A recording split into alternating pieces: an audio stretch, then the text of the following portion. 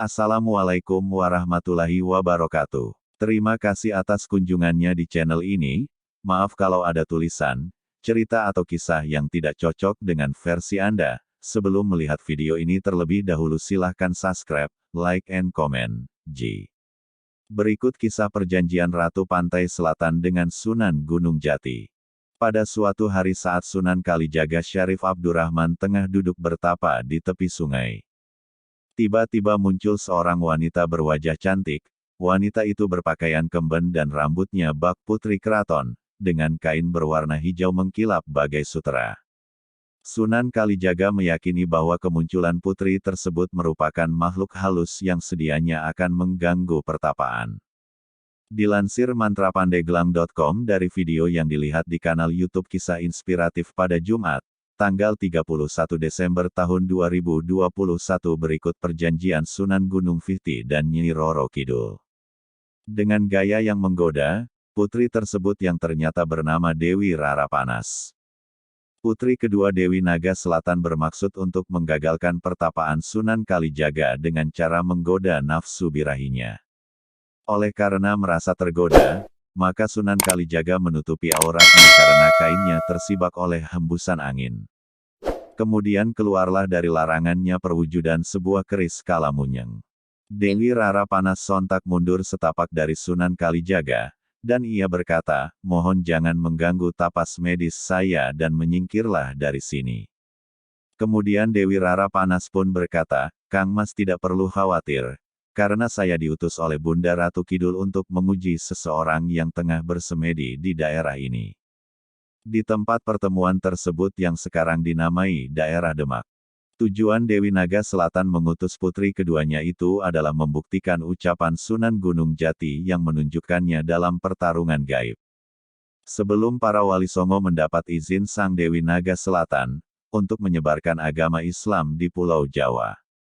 Sunan Gunung Jati mengatakan bahwa suatu saat jika ada seorang putri dari Dewi Naga Selatan yang berhasil menggoda tapa semedi salah satu anggota Wali Songo maka akan terjadi peristiwa. Berulangnya perjanjian gaib antara Sunan Gunung Jati dan Kanjeng Ratu Kidul mewujud menjadi lelakon yang menentukan di tanah Jawa di masa depan. Kembali kepada kisah pertemuan antara Sunan Kalijaga dan Dewi Rara Panas.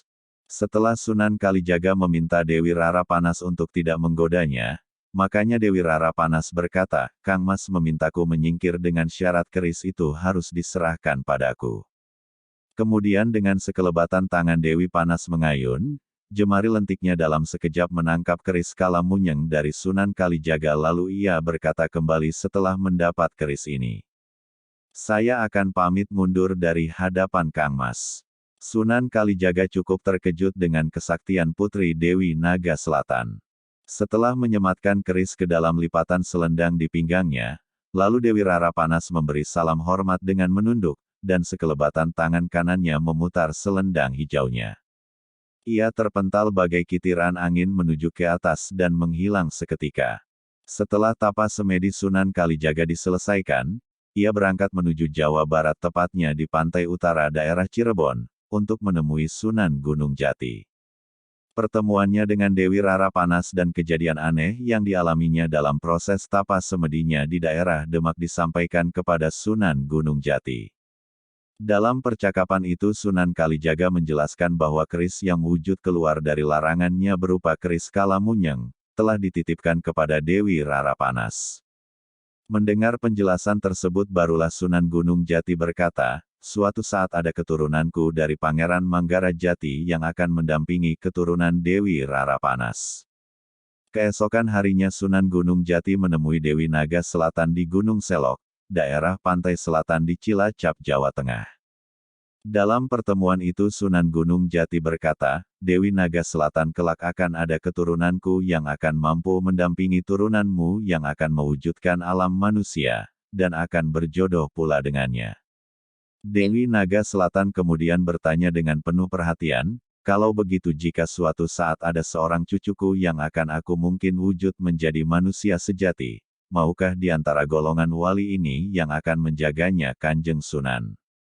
Sunan Gunung Jati menjawab tegas, "Baiklah Nyai Ratu, suatu saat nanti putrimu Dewi Rara Panas akan menurunkan seorang putri ke dunia. Manusia itu akan mempunyai kekuatan ilmu dari Keraton Kidul berkat penyatuan di dalam badannya keris kala munyeng ini, dan dia akan mendapat penjagaan dari keturunanku sendiri yang terpilih. Dan di suatu saat yang tepat itulah takdir yang akan menjadi kenyataan dengan dibuktikan oleh peristiwa gaib antara Sunan Kalijaga dengan Dewi Rara Panas. Di daerah Demak takdir itu akan muncul beratus-ratus tahun kemudian, setelah lelakon antara kami Wali Songo dan golonganmu Keraton Kidul ini berakhir. Dalam pertemuan gaib itu Sunan Gunung Jati dan Dewi Naga Selatan sepakat bahwa keturunan mereka akan berjodoh dan menjadi suami istri.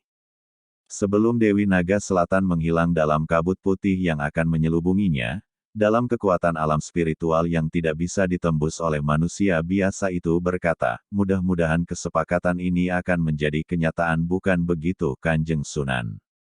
Dengan tersenyum Sunan Gunung Jati mengangguk menyatakan setuju.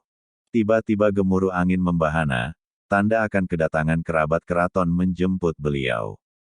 Dewi Naga Selatan didampingi ketiga putrinya yakni Dewi Rara Blorong, Dewi Rara Panas dan Dewi Rara Ningrum, beserta Panglima Fatih para Pandito, para dayang-dayang, para bibi emban, serta pasukan keraton memberi salam penghormatan terakhir kepada Sunan Gunung Jati. Hanya dengan satu siulan saja kabut putih menghilangkan penampakan Dewi Naga Selatan beserta punggawanya, dan susul bergulungnya ombak laut dan buih putih memecah pantai. Demikianlah dengan adanya perjanjian gaib tersebut suatu masa nanti akan muncul ke alam manusia putrinya Dewi Rara Panas yang telah digariskan berjodoh dengan salah satu turunan Sunan Gunung Jati, salah satu Wali Songo yang legendaris. Adapun kisah perjanjian-perjanjian lainnya yang menjadi kisah Nyi Roro Kidul adalah kisah nyata. Legenda perjanjian Raja Mataram dan Nyi Roro Kidul, begini isinya. Dalam kitab Babat Tanah Jawa, dikisahkan perjalanan pendiri kerajaan Mataram yaitu Panembahan Senopati.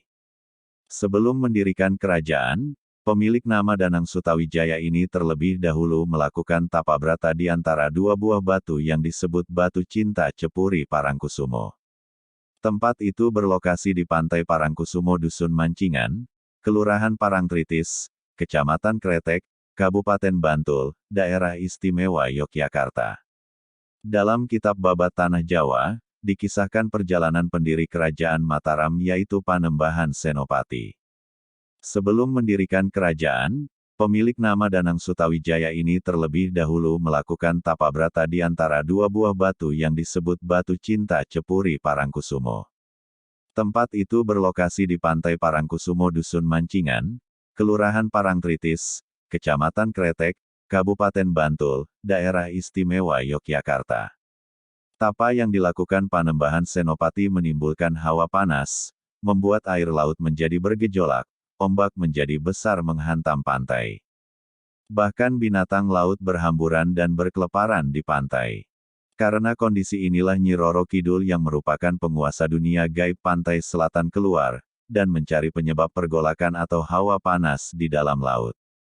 Setelah ditelusuri, ternyata penyebab semua itu adalah akibat dari tapa yang dilakukan sesosok lelaki gagah bernama Panembahan Senopati. Tanpa berpikir panjang, Panembahan Senopati pun menyanggupi syarat yang diminta Nyi Roro Kidul, asalkan dari hubungan itu tidak membuahkan anak atau keturunan. Akhirnya keduanya pun sepakat. Setelah Panembahan Senopati menjadi Raja Mataram, pertempuran secara intens dengan Nyi Roro Kidul berlanjut. Dikisahkan di lokasi yang ini dikenal dengan nama Batu Cinta, konon dijadikan sebagai tempat pertapaan Senopati dan Nyi Roro Kidul mengikat cinta. Sehingga tidak heran jika sampai saat ini sebagian masyarakat setempat masih melakukan ritual di kawasan Cepuri, sebagai tempat pertemuan antara Ratu Kidul dengan Panembahan Senopati, dan juga di kawasan Pantai Parangkusumo yang dipercaya merupakan keratonnya Ratu Kidul. Itulah kisah tentang legenda perjanjian Raja Mataram, Panembahan Senopati dengan Nyi Roro Kidul, sang ratu penguasa pantai selatan. Semoga informasi ini bisa bermanfaat. Wallahualam bishawab. Terima kasih telah mampir di channel ini. Mohon maaf bila tulisan ini tidak sesuai versi lainnya, penyebutan huruf atau kata yang tidak cocok. Wassalamualaikum warahmatullahi wabarakatuh.